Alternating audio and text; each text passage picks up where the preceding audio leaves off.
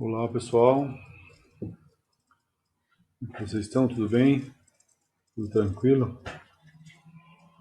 Então, mais uma aula. Hoje nós vamos falar sobre a lei de Hooke, força elástica, deformação elástica. Vai ser bem rapidinho. Eu sei que vocês já estão cansados, está no final do ano, né? E então eu vou dar um conteúdo bem simplesinho, bem tranquilo para vocês fazerem com facilidade. Tá legal? Então, vamos começar. Pessoal, então todos, né? Para vocês entenderem melhor, né? Deformação elástica. Vamos falar sobre deformação elástica. Vamos pegar como exemplo uma mola. Então, uma mola, ela tem elasticidade. Ela tem um modo de elasticidade. Então, quando você aperta ela, ela diminui de tamanho, por exemplo, como está na figura. Quando você solta, não aplica essa força, ela volta ao tamanho original que estava antes. Se você esticar essa mola também, né, fizer o contrário, esticar ela e soltar ela novamente, ela vai voltar ao tamanho original. Essa deformação que ela varia o comprimento e depois volta ao tamanho original, ao comprimento original, o objeto a gente chama de deformação elástica. Se você observa, tem umas molinhas, se você pegar puxar com muita força ela, né, puxar, esticar ela bem, depois que você solta, ela não volta mais para o tamanho original. Então, esse tipo de deformação é uma deformação que não é uma deformação elástica.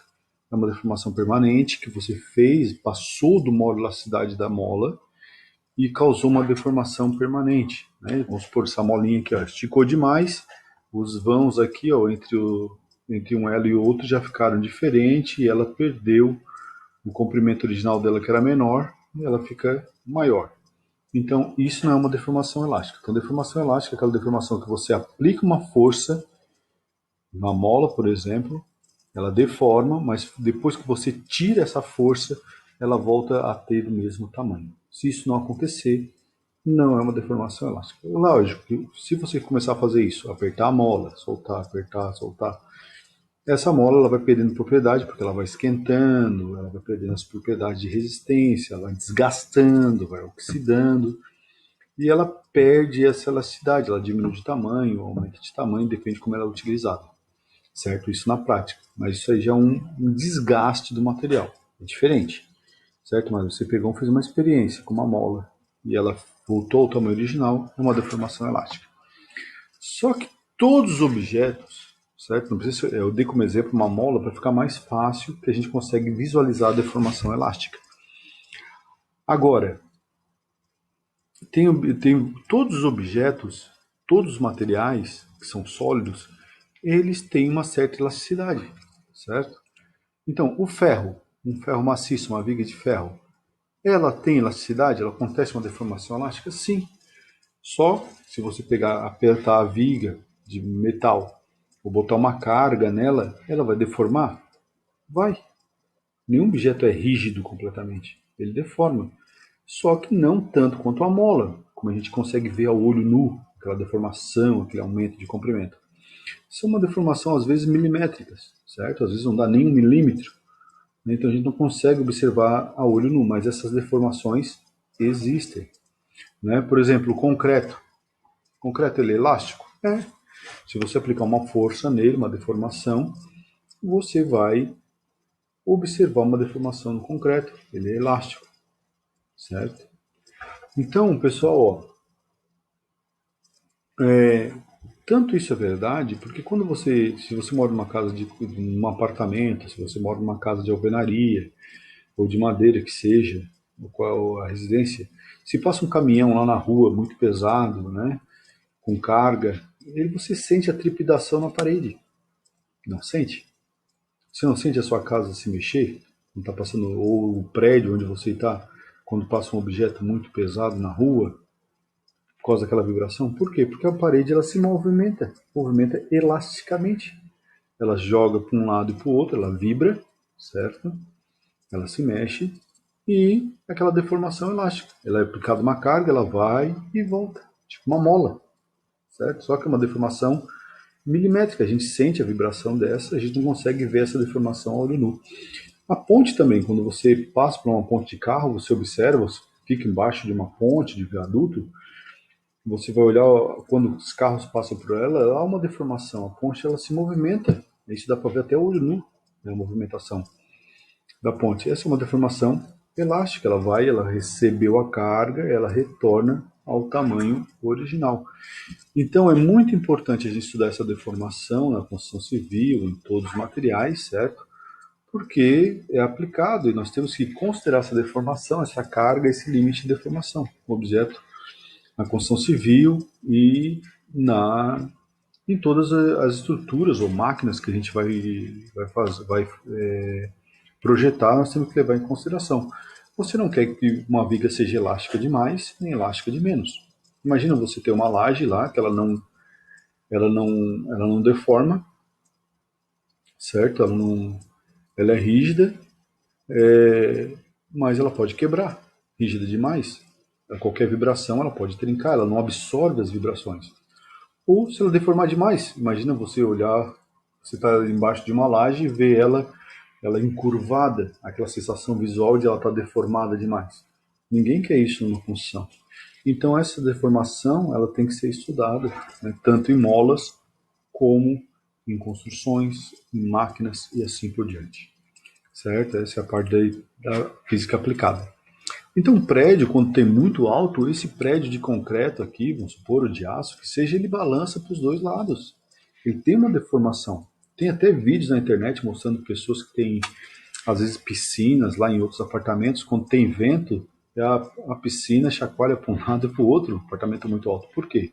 Porque o prédio tem movimentação, ele recebeu a carga, ele deforma, ele é elástico. Né? Então, um prédio ele tem essa deformação. Quando são prédios menores, você está lá no andar, você não consegue perceber tanto isso, você consegue só sentir uma vibração.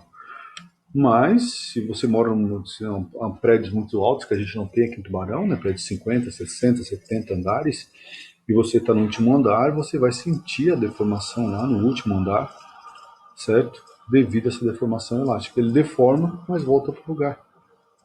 Então, tudo que é rígido demais, não tem deformação, ele não absorve a vibração do terreno. Certo? Então, é importantíssimo isso na construção. Imagina onde tem terremoto.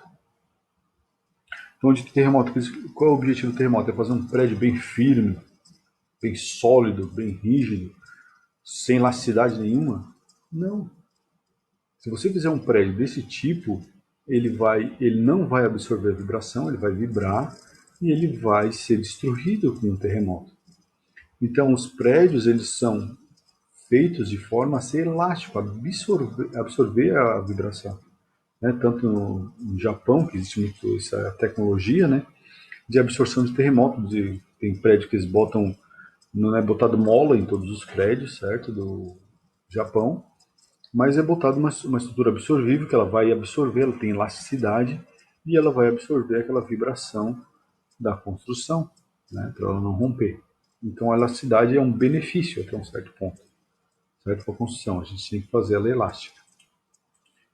Então, pessoal, ó, e outra coisa que a gente vai estudar mais a gente vai estudar agora no ensino médio, só uma noção sobre molas, certo? A gente vai ver aplicado em molas, porque molas é mais simples de ser estudado, mas essa lei de Lehoux é aplicada para todos os materiais. Então, as molas, né, é utilizado nos carros, a gente tem que estudar a deformação das molas no carro. Isso aqui é um disco, né, um conjunto de embreagem, console cheio de molas, funciona com molas, tem várias peças do carro que funcionam com molas, essas molas são projetadas devido a cada deformação e resistência delas, né, para trabalhar.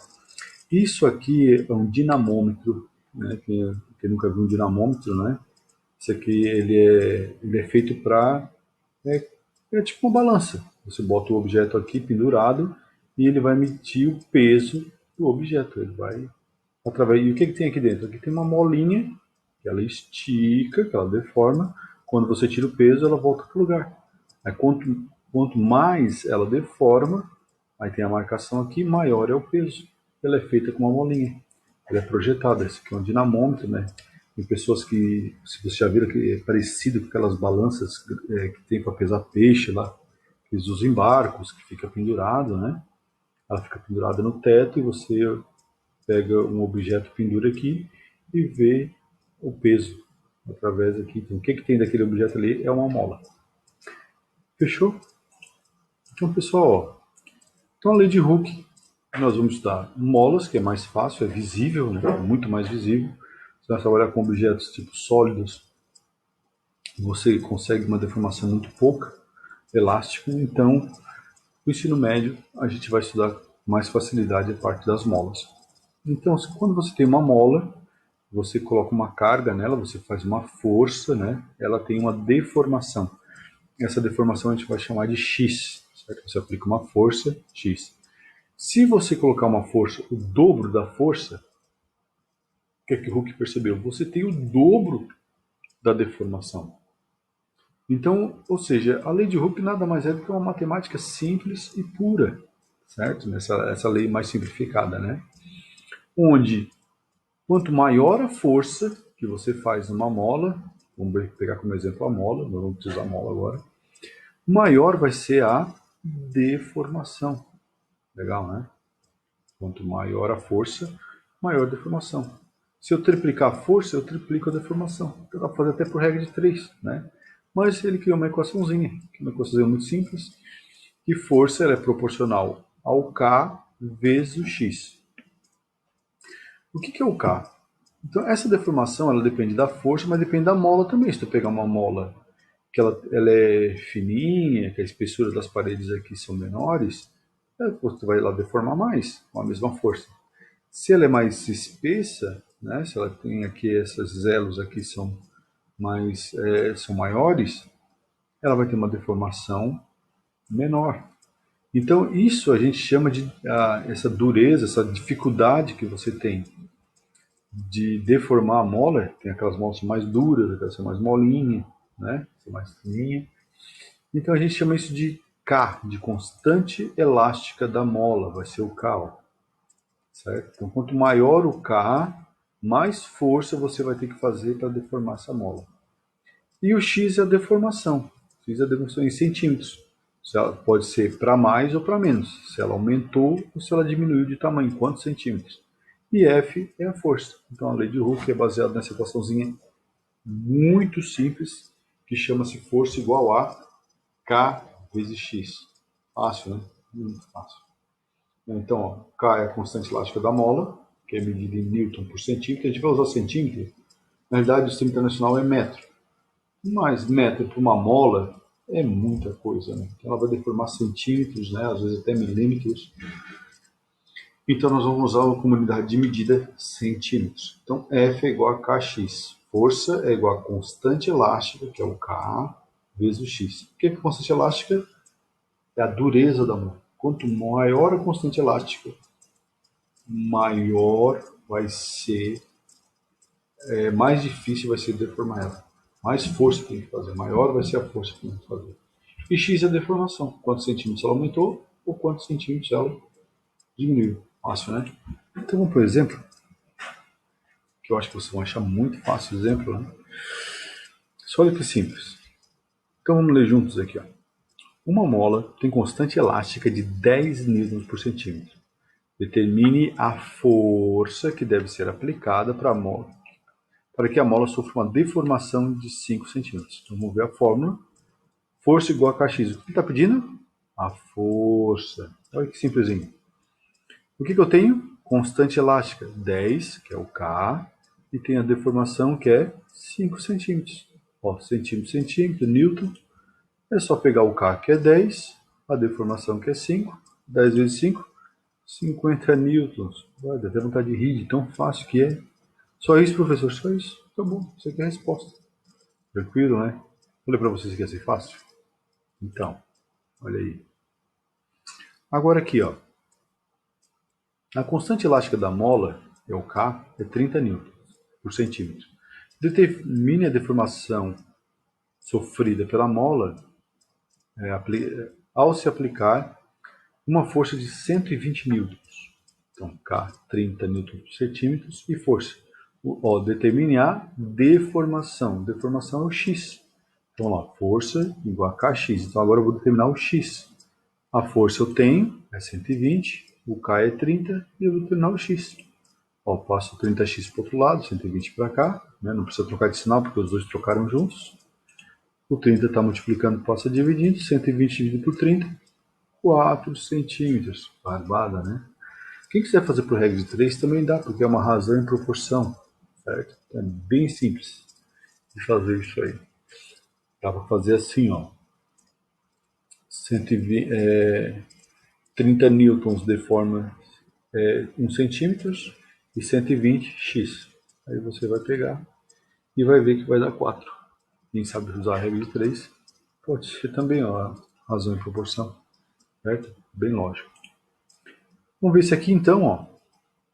Aqui ele dá um gráfico, certo? Não precisa se desesperar, que também é muito fácil. Vai sair um Zzinho ali, mas é a letra A, tá? Então, uma mola é submetida à ação de uma força de tração. O gráfico abaixo indica a intensidade da força tensora em função da deformação x. Então, a única diferença do exercício é que os dados estão no exercício. Ó. Essa reta me representa a força e essa outra reta me representa a deformação. Deformação x, centímetros, e o f, 18, só isso. A única diferença é essa, tá? Então, determine. Aqui é para a letra A. Letra A.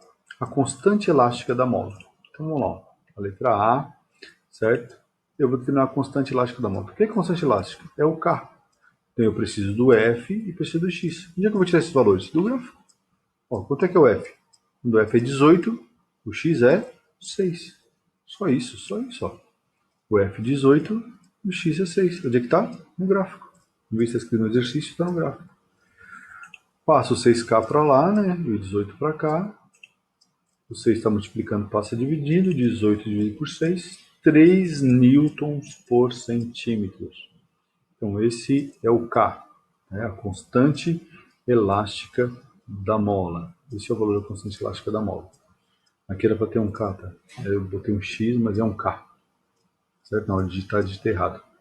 Aqui é K, a unidade está certa, mas aqui é o K. K igual a 3 newtons por centímetro. De novo, agora vamos ver aqui. A deformação, quando a força é 27, vamos supor, aqui é 18 a força. Mas se fosse 27, quanto é que seria o x? Então vamos ver. Ó, o F é 18, o K é 3 e eu quero saber o x. Ó, 3x passa para lá, 27 para cá, 27 dividido por 3, 9 centímetros. É a deformação. Então, se a força aqui fosse 27 vezes 18, o x aqui seria 9.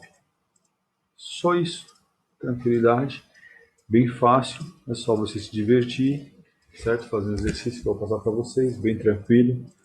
Tem uma ótima semana. Se divirtam. Está quase acabando o ano, né? A gente vai se encontrar com certeza. Tá? Espero que vocês aguentem mais um pouquinho. Está quase acabando o ano. Vão fazer exercício, atividade. Acreditem em si mesmo. Não adianta chorar, né? E esperar que está quase no fim do ano. Aí. As forças às vezes estão acabando, tá com dificuldade, mas vai passar logo, tá legal? Eu quero dar um abraço para todos vocês aí, né? E daqui a pouco a gente se deixa. Tchau, um abraço, até mais.